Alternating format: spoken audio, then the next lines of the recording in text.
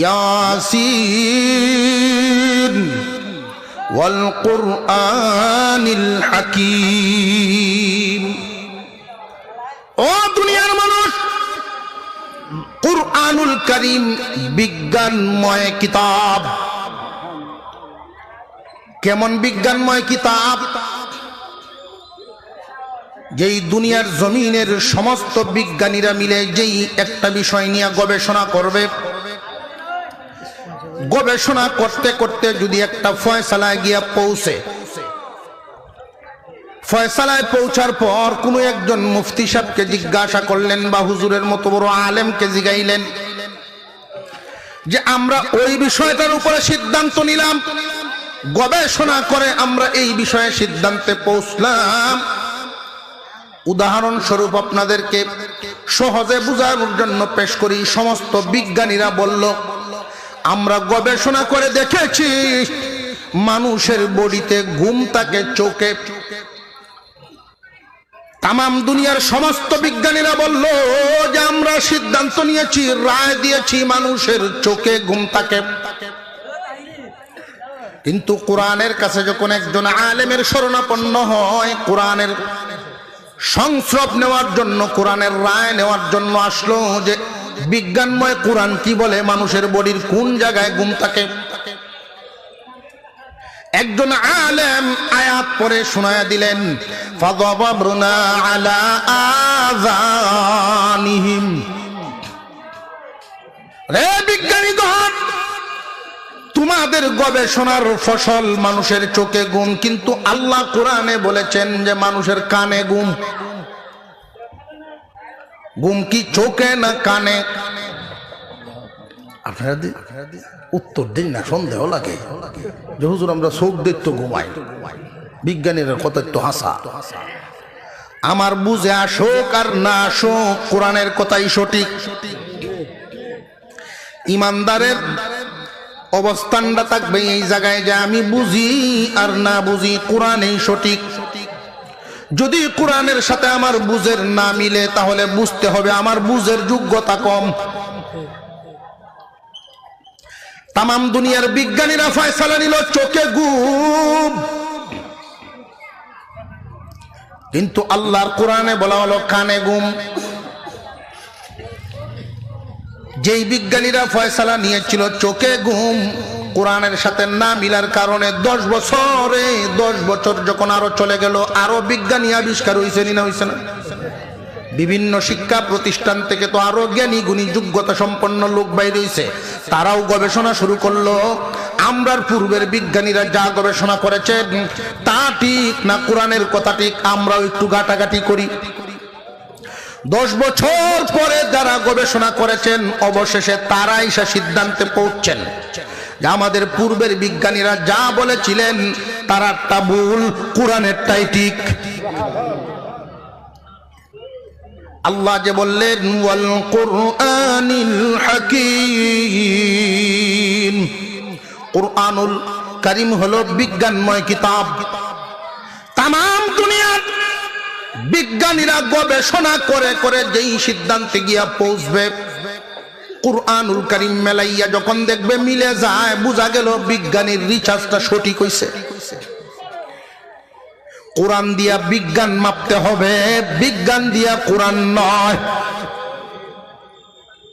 এখনই নে গবেষণা করে দেখছে মানুষের ঘুম উনানো, কিন্তু কোরআন কি এখন নাজিল হইছে না এই গবেষণার বহু আগে? আল্লাহ রাব্বুল আলামিন মানুষের চোখে ঘুম রাখেন নাই, কানে ঘুম। এটা আমরার বুঝটা কেমনে আইতো? দেখছেন নি এমন মানুষ যে তাকায়া ঘুমায়? এমন কোন মানুষ দেখছেন যে দেখলে বোঝা যায় ছায়া রয়েছে, আসলে ঘুমো? এমন দেখছেন না কেউ? কেউ পুরা চোখ বন্ধ করে ঘুম, কারোর চোখ একটু ছাওয়া ছাওয়া ভাব। আপনি যখন ঘুম থেকে উঠবেন, দেখা শুরু করার আগে কানে শোনা শুরু করবেন। এইটা বুঝাইছে কিনা আপনাদের? সুতরাং মানুষের চোখ বন্ধ হওয়ার আগে কান বন্ধ হওয়া লাগে। যতক্ষণ কান বন্ধ না হয় ঘুমাইতে পারে না।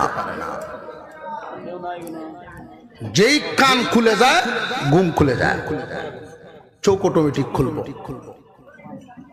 অনেক মানুষের চোখ উঠে, সবার চোখে তো ময়লা সমান না, কারোর চোখে ফেসুর আসে, কারোর চোখে কম আসে, কারোর বেশি আসে।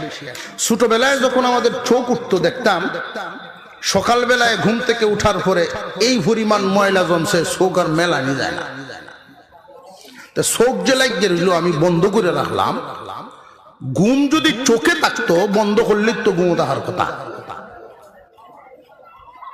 সুতরাং চোখে ঘুম না, ঘুম কানে। কানের এমন দুইটা রগ আল্লাহ ফিট করে দিছেন, এই রগগুলো তোমারে ঘুম পাড়ায়, ঘুম থেকে জাগায়।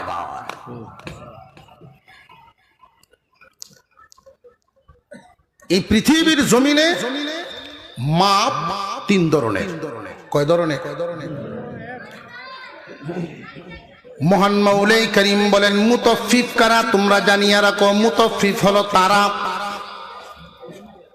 তিন প্রকারের মাপের ক্ষেত্রে নিজেরটা যখন আনে পরিপূর্ণ আনে, কিন্তু জনগণকে যখন দেয় তখন মাপে কম দেয়।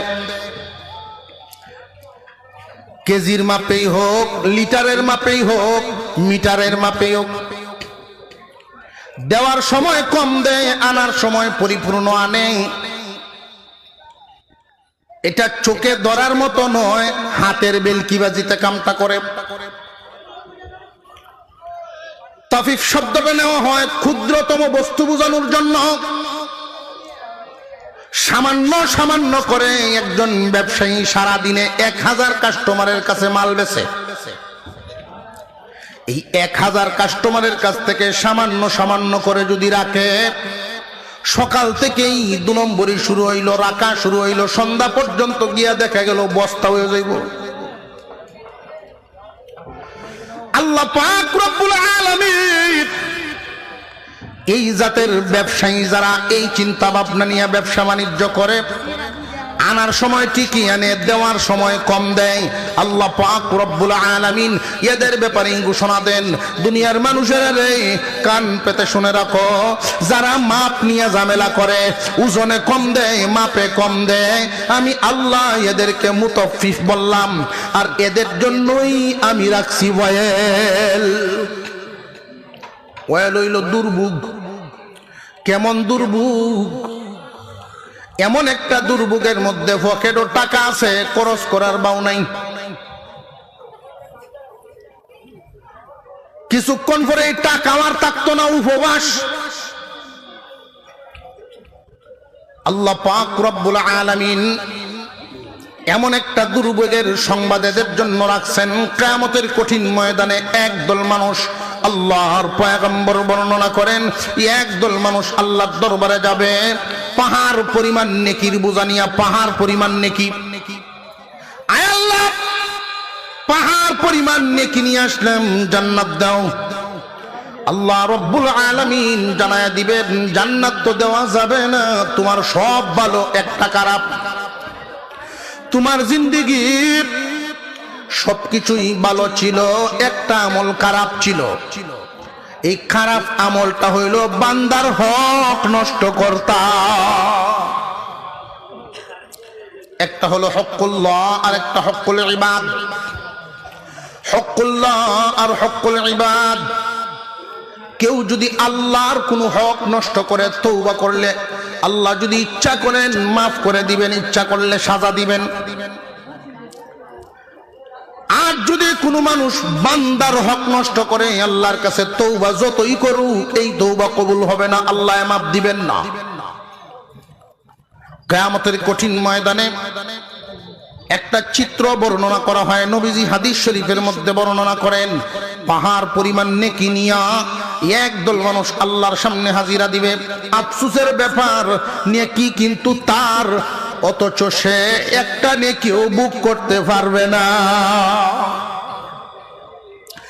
ফজরের নামাজ পড়লো, ঠান্ডা পানি দিয়ে ওযু করে, আরামের ঘুম বাদ দিয়া ফজরের নামাজ পড়ছে, সওয়াব কামাইলো।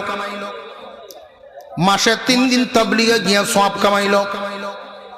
বিভিন্ন সময় দান খয়রাত করিয়া সওয়াব কামাইল, মক্কা মদিনা সফর করে হজ করে সওয়াব কামাইল, মসজিদ কমিটিতে থেকে মসজিদের কল্যাণ করলো, মসজিদ বানায় দিল, নেকি কামাইল, কত নেকি, পাহাড় পরিমাণ নেকি নিয়ে আল্লাহর সামনে গেল। কিন্তু তার হালতটা হবে এমন, যদি এই লোকটার মধ্যে বান্দার হক টকানি, এই লোকটা বাজারের আনোয়ারপুর বাজারের ব্যবসায়ী আছেন, আর তার মধ্যে দোষ আছেন সে মুতফিফ, মানুষের কাছ থেকে মাল আনার সময় টিকি আনতো, দেওয়ার সময় ওজনে কম দিত, জানিয়ারা করে কিয়ামতের দিন ওর আমও যাইব চলাও যাইব।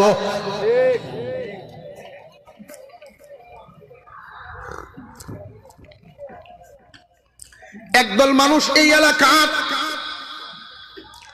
তার সামনে গিয়ে নালিশ দিবে, আল্লাহ তার দোকানও বাজার করতাম, তার দোকানও বাজার করতাম, এক মন চাউল নিলে বাড়িতে নিয়ে যদি মাপছি 39 কেজি হইতো। কম কি খুব বেশি কম দিছে না সামান্য কম? অনেক মুরগির দোকানদার আছে 950 গ্রামে কেজি বানায় বেছে। মাছওয়ালা মাছ বিক্রি করে জনগণের কাছে 20 গ্রাম করে কম দেয়। সারাদিন যদি 20 গ্রাম করে এক একজনের কাছ থেকে কম করে বাঁচায় রাখতে রাখতে সারাদিনে দেখা যায় 1 মন। 20 গ্রাম করিয়া করিয়া যখন মানুষকে ঠকায় ঠকায় রাখে সারাদিনে, আবার এই কথাও কয় আমি কিনা দামে বেচতাছি, কিনা দামে বেচতাছি। তোমরা উপকারের লেগে আছি, কিনা দামে বেচতাছি। আসলে কিনা দামেই বেচতাছে, তাহলে তোর লাভটা কোনানো রে বাবা? লাভটা হইল 20 গ্রাম। কথা বুঝাইছে? ফিতার মাপও কম দেয় অনেক মানুষ। পাঞ্জাবি বানায় এক টেইলারে, পাঞ্জাবি বানাইতেছে একজন, কাপড়ের দাম কত? যে 150 টাকা গজ। যেই মেয়ে 150 টাকা গজ, আরেক দোকানও এই কাপড়টাই দাম করে আইছি 140 টাকা কইছে। চাচা উনার কাপড় কতখান লাগবো? কইছে আপনার এই পাঞ্জাবি পায়জামা বানাইলে, যে পাঞ্জাবি পায়জামা বানাইলে 5.5 গজ কাপড় লাগবো কইছে। উনি একুরিত ভাবে মাপ দিলেন যে আমার 150 টাকা গজেই দিতে হইব, কিন্তু আপনার কাপড় লাগবো 5.5 গজ না 5 গজ। যে আপনার কাছে গজ হিসাবে টাকার কম ধরছে ঠিক, কাস্টমাররে দূরে রাখতো, দফি তার মাফে বাড়াইলায়। আধা গজ যদি বাড়াইলে সাজি কোন আপনার এই চাচা গো এই আধা গজের দাম কত? তখন হিসাব মিলায় দেখে, রে বাবা রে, তুই তো সাধারণ মানুষ না, তুই তো অনেক বড় মুতফিফ। মুতফিফটি চিনতেছেন আপনারা? কিয়ামতের কঠিন ময়দানে এই মানুষগুলো পাহাড় পরিমাণ নেকি নিয়ে আল্লাহর সামনে হাজিরা দিবে। আল্লাহ জান্নাত দেও। আল্লাহ বলবেন না, এভাবে জান্নাত পাইতা না। তোমার যে একটা দোষ ছিল, অনেক গুণ, কিন্তু দোষ আছেন একটা। এই এক দোষের বদলা দিয়া এরপরে জান্নাতে যাওয়ান লাগবো। বদলা হইব কেমনে? তুমি আমারে মাপ দিলাও যে না না এই মাপ আমি দিতাম না, তুমি ঠকাইছো মানুষকে, মানুষের কাছ থেকে মাপ নেওয়া লাগবো। এই মাপ নেওয়ার ব্যবস্থা কি? আল্লাহ পাক জানায় দিবেন। এই ব্যবস্থার জন্যই তো হাসরের মাঠ। এই ব্যবস্থাটা ফিটিং করার জন্যই হাসরের মাঠ কায়েম করছি। দুনিয়ায় একজন আর একজনের ঠকায়, জালেম মুসলিমের উপরে জুলুম করছে। অন্তরে জ্বালা লইয়া যে কবরে আইল, জ্বালা নিবানোর জন্য আমি হাসরের মাঠ কায়েম করছি। ওয়াত্তাকু ইয়াওমান তুরজাউনা ফীহি ইলাল্লাহ সুম্মা তুওয়াফা কুল্লু নাফসিম মা কাসাবাত ওয়া হুম লা ইউযলামুন। আল্লাহ বলেন, ভয় করো ওই দিনটাকে যেই দিন রাজা প্রজা মালিক গোলাম যা আছো দুনিয়ার জমিনের বাবা ফুত ভাই বেরাদর সব আমার সামনে হাজির হইবা। আর ওই দিন দুনিয়ার জমিনে যে যা কর্মকর্তা কর্মফল আমি প্রত্যেকের হাতে হাতে দিব। এই কর্মফল দেওয়ার বেলায় বিচার করার বেলায় কারোর প্রতি কোনো জুলুম হবে না। দুনিয়ার জমিনে বিচারক বিচারের চেয়ারে বৈশা যদি দেখেন যে অপরাধী দি আমার চাচাতো ভাইয়ের নাতি, যে অপরাধী যার বিচার করতাম বইছি আমার চাচার ঘরের ভাইয়ের নাতি লাগে, তখন বিচারটা দেখা যায় একটু হালকা হয়ে যায়। আর যদি দেখেন এমন এক ব্যক্তি অপরাধী আজকে বহুদিনে লাগাল পাইছি তন্না নাই আমার নামে মামলা দিছিল,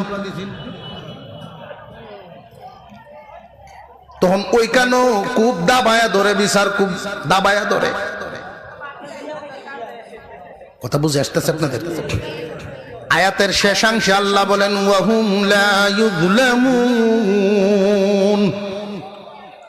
রে দুনিয়ার মানুষ, হাসরের ময়দানের বিচার কায়েম করার সময় আমি আল্লাহ হব জজ,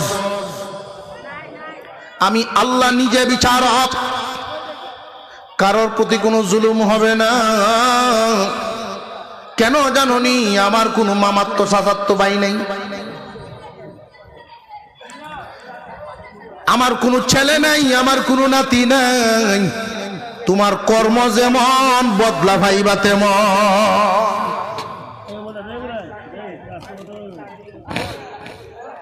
বান্দার হক অত্যন্ত মারাত্মক এক ব্যাপার, কঠিন ব্যাপার।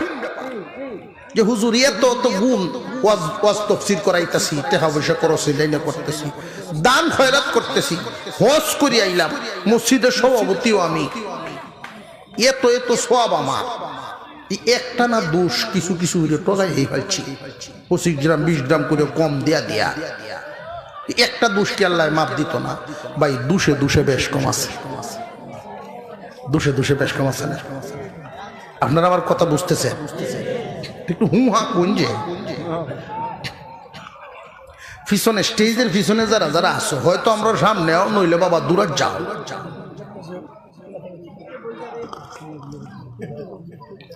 এক বেটার ছেলে বড় হয়েছে, তো ছেলে যখন বড় হয়েছে উপযুক্ত হয়েছে বিয়ে শাদী তো করানো লাগবো, গটক লাগাইছে একটা বউ দেখো বালা। তো এই আনোয়ারপুরের মতো এক বাজার, এই বাজার আইনা ছেলের বাপ আর মেয়ের বাপ দুজন রে লইয়া চার দোকানো বইছে, গটক মাঝখানে দুইজন দুই সাইডে। আপনারা দুইজন বেয়াই হইবেন, এখন তাকে পরিচয় হইল, গপসপ করুন শুনি। আমি তো মাধ্যমে লেগিন মাঝখানে বইছি। ছেলের বাপ ছেলের গুণ কীর্তন খুব কইল। এখন মেয়ের বাপের ভালা 100 গুণ কইছে, 100। আমার মেয়ে উষা লম্বা, রং ফর্সা, চুল লম্বা আছে, হাতের রান্দা খাইলে দুনিয়া ভুলে যাবেন। 100 গুণ কইয়া একটা দোষ আছে।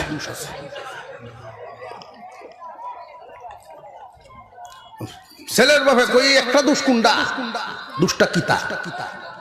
উহিল তো মাঝখানে কয়ে মেয়া তোমার আন্তাজ নাই আসলে। 100 গুণের মধ্যে একটা দোষ, এটি আবার জিগানে লাগে মিয়া। ও তো বাঁচলে বে হরাই তারবেন জীবনে, কয় না হুন্ডে নন বালা। তো মেয়ের বাপে কইল যে আমার মেয়েটার একটা দোষ, এটা হইল রাত্রে যে মাঝে মাঝে কই জায়গা ভাই না করছে।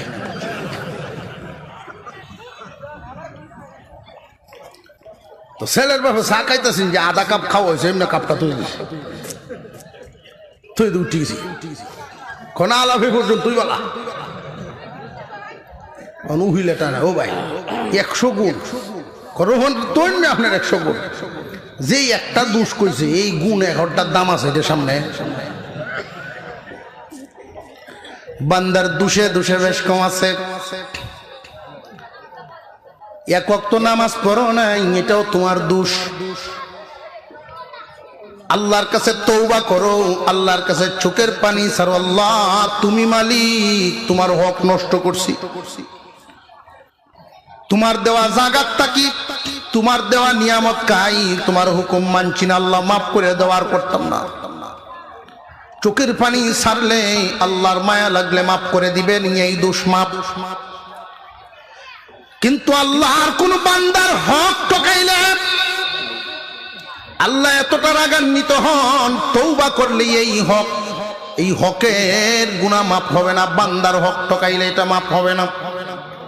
আল্লাহ রব্বুল আলামিন কিয়ামতের কঠিন ময়দানে দাঁড় করাবেন পাহাড় পরিমাণ নেকি, বিশাল বড় নেকির গাঠটি। আল্লাহ আমারে জান্নাত দেও। না না, আনোয়ারপুর বাজারে তুমি ব্যবসা করতা, কত মানুষের অভিযোগ জমা হয়ে রয়েছে। কেউ তোমার 10 বছরের কাস্টমার, কেউ 1 বছরের কাস্টমার, কেউ 1 দিনের কাস্টমার।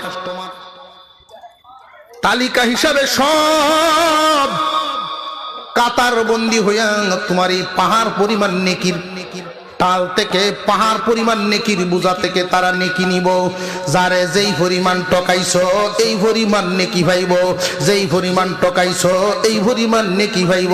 ফজরের যে নামাজ পড়ছিলা কষ্ট করিয়া, তোমার কষ্টের নামাজের সব আরেকজনে লইয়া যায়। আল্লাহর নবী বলেন, যেই দিন দিনার এবং দিরহামের দাম থাকবে না, দুনিয়ার মামলা দুনিয়ায় শেষ করে যাও।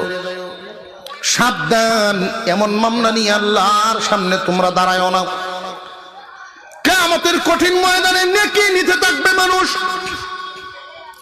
এইভাবে হকদারের হক, পাওনাদারের পাওনার বিনিময়ে নেকি নিতে নিতে পাহাড় পরিমাণ নেকি ছিল, এখন আর একটা নেকিও বাকি নেই। কারণ ব্যবসায়ী সারাটা জীবন ভর মানুষরে একটু একটু করে ঠকাইছে। বিশাল নেকির বোঝা এখন শেষ। সঠিকভাবে চিন্তা করে দেখেন, সঠিকভাবে ভাবেন, আপনারা যে 20 গ্রাম ঠকাইছেন, এখন যে আপনি এর পরিমাণে বহু নেকি পাইলেন, আসলে কি ঠকছেন না আপনি জিতছেন? দুনিয়ার জমিনে যে যারে ঠকায়, ঠকাইতে পারে না, মূলত সে জিতে। যে ঠকায় এই ঠগার মতো ঠগে। কেমন ঠগা ঠগে? আমও যায় চলাও যায়। দুনিয়াদারি যে ব্যবসা করিয়া যা ঠকায় রাখছেন, মাছওয়ালায় মাছ, গুস্তওয়ালায় গুস্ত, যা যা ঠকাইতো দুনিয়ার সহায় সম্পত্তি কামাইছেন, এটা কি তার কাছে আছে? যা ঠকাইছিল তা নাই, এখন যা লই আইছিল এটাও নাই, আমও গেছে। এইভাবে নিতে নিতে নেকির বোঝা শেষ। এবার আরো এক দলাইছে আনোয়ারপুরের সাথের গ্রাম, আরো কয়েকজন কাস্টমার, যে আল্লাহ আমরাও তো ভাই তার কাছে। আল্লাহ বলবেন, তোমার গুনাহ, তোমাদের হিসাব অনুযায়ী তোমরার গুনাহ তার আমল নামাত দিয়া তোমরা নাজাত পাও, তোমাদের গুনার বোঝা সে বহন করব। ওজনে কম দিবা, দাও। আমি এক দানের ব্যবসায়ীর সাথে বইয়া গপ করতেছি একদিন, কি দর কিনুন দান। তো আমার একদিন এমন এক পলিসি শুনাইছে, পরে আবার কয় হুজুর দেখুন যে সবাদ করিয়া যায়। বলে এই কথাটা যদি সবাদ না কই, জনগণ কেমনে সতর্ক করবো? তোমরা যে এত বড় মুতাফফিফ, হুজুর এইটা কিতাব মুতাফফিফ কিতাব, আপনার যার আমও নাই চলাও নাই, এ হইল মুতাফফিফ। ওয়াইলুল লিল মুতাফফিফিন, যারা মাপে কম দেয়, নেওয়ার সময় ঠিকই নেয়, দেওয়ার সময় কম দেয়। কোরআনের ভাষায় তারা কি উচ্চারণ করেন? কি? মুতাফফিফ। মনে থাকতো না? ধান কিনার সময় এরার একটা আইন নিয়ম, যদি মালিক পক্ষ মাইপে দেয় 950 টাকা দর, আর কিনুয়া ব্যাপারীর পক্ষ থেকে যদি মাইপে আনে 960 টাকা, 10 টাকা বেশি। সরল সহজ মানুষ যারা চিন্তা ভাবনা করলো, যা আমি কেন লাগিনি ঝামেলার যাই, মাফামাফি, পয়সাও 10টা বেশি পাইতাছি, হয়তো 10টা বেশি পাইলাম, তুমি মাপে নাও মিয়া। এই চিন্তা করে না এরা এত ব্যাককল কেন লাগে। আমরা মাপে দিলে টেহা কম, হ্যাঁ মাপে নিলে টেহা বেশি। মাপেও নিব তারা কষ্ট করে, আবার হইসাও 10 টাকা মনে বেশি দিব। এত ব্যাককল কেন লাগে বুঝছে নিবেন। এত ব্যাককল না হই যে ফিতার মাপে 150 টাকা 140 টাকা ফেস আছে। কিরকম ফেস? প্রতি মনে 5 কেজি ধান বেশি নিতে পারে তারা যদি মাপে নেয়। আর এই কারবারটা সবাই পারে না, হাতের কৌশলে কিছু মানুষই আছে। আমরা মুঠ দিয়ে ধরলে পরে এখানে একটু হুলে এই মুষ্টিটার মধ্যে ক্যাপাসিটিটা 5 কেজি ধান নিব এক মনে, এটা কোনো বিষয়ই না। 5 কেজি ধানের দাম কত? যে মাপে নেয় সে আবার ব্যাপারী না, ব্যাপারীর আন্ডারে মাপের কাম করে। কথা বুঝাইতেছে আপনাদের? এর কামই ডিউটি হইল মাপন। প্রতি মনে 10 টাকা তো, প্রতি মন মাপে দিবে 10 টাকা তো। 500 দান আইনে দিলে এর 10 টাকা দিলে অসুবিধা আছে? সুরের বেতন কত? মনে 10 টাকা। 5 কেজি দান আইনে দে সুরের দালাল মালিকের। চিন্তা করেন আমরা কই আছি। আনার সময় ঠিকই আনে, কিন্তু দেওয়ার সময় কি করে জানেননি? ব্যাপারী 300 মন দান আইনে টাল দিছে, টাকও তুলবো, কাটাত মাপে তো তুলবো। আরেকজনের ইশারা দেখ কয়ে দিছে আমি এর চা খাওয়ার যাইতেছি, তুই কয়েক কলসি পানি দিলাইস। পানি দিয়ে দান্ডিরে মিলাই এলাইস। ওজন বাড়বনি না বাড়ত না? আল্লাহ পাক রব্বুল আলামিন মূল যেই কথাটা বুঝাইলেন বান্দার হক। আপনার টাকা 50টা টিকে দিয়েছে 1 কেজি সবজির জন্য। 1 কেজি সবজি 50 টাকা, কিন্তু আপনি যে তারে 100 গ্রাম কম দিলেন, আপনি নিছেন ঠিক, তারে দিছেন আপনি মুতাফফিফ। মুফাসসিরিনে কেরাম এই আয়াতের ব্যাখ্যায় আরো লিখেছেন যে জগতের মধ্যে শুধু মাপামাপিটাই মুতাফফিফের মধ্যে সীমাবদ্ধ না, আর একটু প্রশস্ত নজরে যদি তাকায় আরো কিছু দিক পাওয়া যায়। সরকারি চাকরিজীবীরা সরকারের কাছ থেকে বেতন নেয়নি না নেয় না? সকাল 9টা থেকে বিকাল 4টা পর্যন্ত স্কুলের ক্লাস করাইব, তার নির্দিষ্ট একটা বেতন দেয়। মাসের শেষে বেতনটা টিকেই উঠায়, কম নেয় না, টিকেই উঠায়। আর মাসের ভিতরে সে 9:30টায় যায় না, যায় 11টায়, 4টায় আসে না, 3টে সময় ওরে। সরকারের কাছ থেকে নেয় ঠিক, কিন্তু সরকারে দেয় কম। বুঝাইতেছে? সরকারের কাছ থেকে নেয় ঠিকই, কিন্তু সরকারকে দেয় কম। একজন সাধারণ কর্মচারী আরেকজনের আন্ডারে কাজ করবে, যে 8 ঘন্টা ডিউটি তোমার, আধা ঘন্টা নামাজ পড়বা, আর আধা ঘন্টা খাইবা, বিশ্রাম 1 ঘন্টা, বাকি 7 ঘন্টা কাজ করন লাগবো। কিন্তু এই 7 ঘন্টা যে ডিউটি করবে 500 টাকা রোজ হইল, তার সাথে কথাবার্তা। মালিক যতক্ষণ থাকে ততক্ষণ ঠিক মতে কাজ করে, ঠিকই। মালিক নাই, বইয়া বিড়ি খায়। সন্ধ্যা সময় ঠিকই 500 টাকা নিয়ে নিছে, 7 ঘন্টা ডিউটি মালিক রে দেয় নাই, আধা ঘন্টা চুরি করে লেছে। নিছো ঠিক, দিছো কম, তুমিও মুতাফফিফ। আল্লাহ পাক রব্বুল আলামিন বলেন ওয়াইলুল লিল মুতাফফিফিনা আল্লাযীনা ইযা তালু আলান নাসি ইস্তাওফুন ওয়া ইযা কালুহুম আও ওয়াজানুহুম ইউখসিরুন। মুতাফফিফ দুনিয়ার জমিনে ওই সমস্ত মানুষ আনার বেলায় ঠিকই আনে, ফারলে বাড়ায় আনতো চায়। আনারটার সময় ফারলে বাড়ায় আনতো চায়, দেওয়ার সময় কম দেয়। তুমি যদি 950 গ্রামে কেজি দিবার হয়, তাহলে 950 গ্রামে তুমি আনছো নি, এটা দেখো। তুমি যদি কিনা তাকে বর্তমান জগৎ চলতেই আছে যে হুজুর আমি এমন একজন নামাজি লোক, আমি চাই সঠিক ব্যবসা করতাম, আমি যে কেজিটা ঠিক মতে দিব, যেইখান থেকে আনি তারাও মানে কম দেয়, ফুসাইতাম কেমনে? যে না, তোমার তো নিজের উপরে চাপ নিয়ে ব্যবসা করার দরকার নাই, তুমি আনো যেমনে দেও এমনে। বুঝাইতেছে? 800 গ্রামে যদি তোমার কেজি বানায় দেয়, তুমিও 800 গ্রামে কেজি বানায়া দিও, লাভবান হওয়ার জন্য 750 যাও না। তুমি আনছো যেমনে দেও এমনে, জরিমানা হইতো না।